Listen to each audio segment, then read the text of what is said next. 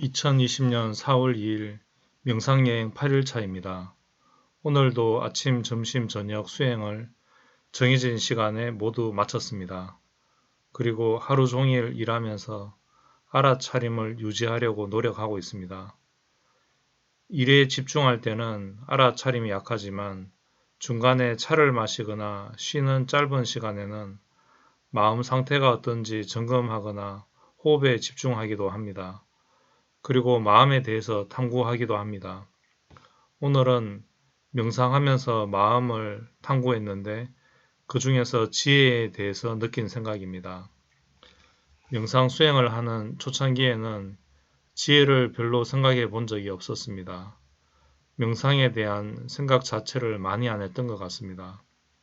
오로지 수련과 운동에만 열중했습니다. 20대 때는 명상을 하면 신통력이 생겨서 다른 차원의 존재들과 채널링도 하고 신비한 경험들을 많이 해야지 하는 꿈을 가지고 명상을 했습니다. 그때는 마음만 앞서고 꾸준히 명상을 못했습니다. 가끔 좋은 체험을 하긴 했지만 책에서 읽었던 선도의 도인들이나 인도의 성자들이 말씀하는 수준의 경험은 없었습니다. 대부분 명상 수행을 시작할 때는 지혜에 대해서 관심이 없습니다. 처음 시작할 때는 지혜 명상보다 호흡 명상부터 단순하게 시작하는 게 맞습니다. 명상이 습관이 되고 일상 중에서도 고요함과 마음의 힘이 생길 때 지혜를 개발하는 마음 보는 명상이 필요하겠습니다.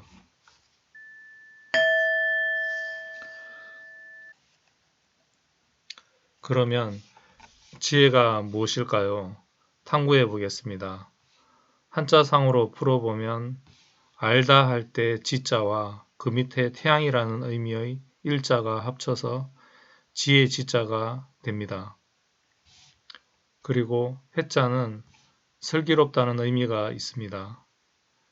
한자상으로 풀어보면 아는 것이 쌓여져서 밝아지고 슬기로워졌다 이런 뜻인 것 같습니다. 제가 생각하는 지혜의 뜻도 한자와 비슷합니다. 간단하게 얘기하자면 이해가 깊어져서 명확해진 상태, 즉 의심이 일어나지 않는 이해의 수준에 도달한 마음입니다. 지혜의 첫 번째 속성은 이해입니다.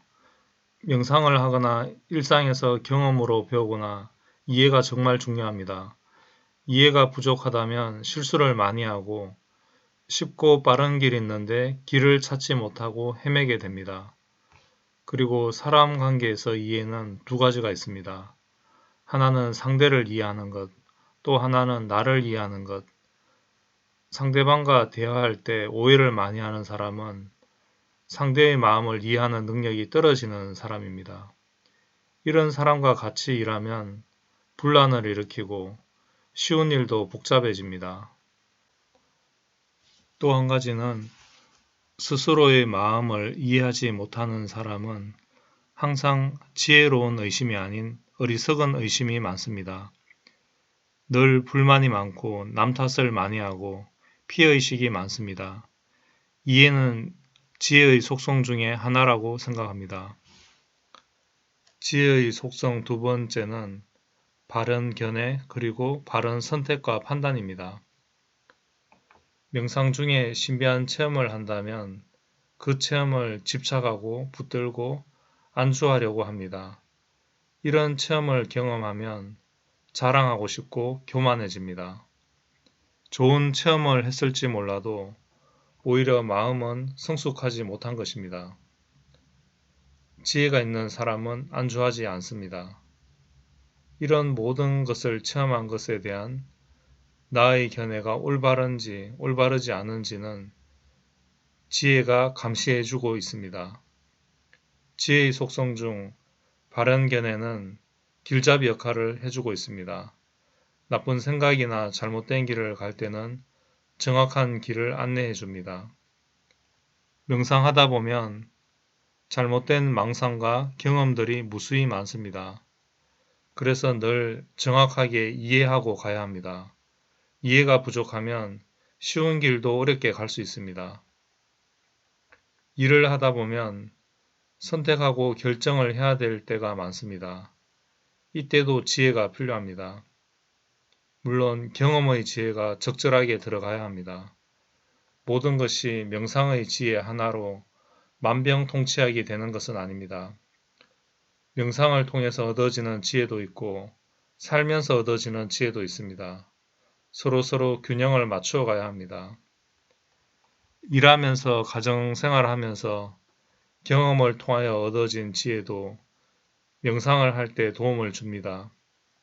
사회생활을 현명하게 하는 사람이 명상 수행도 잘 하리라고 생각됩니다. 왜냐하면 전부 마음이 하는 일이기 때문에 원리가 똑같습니다. 지혜의 속성 세 번째는 평정심입니다.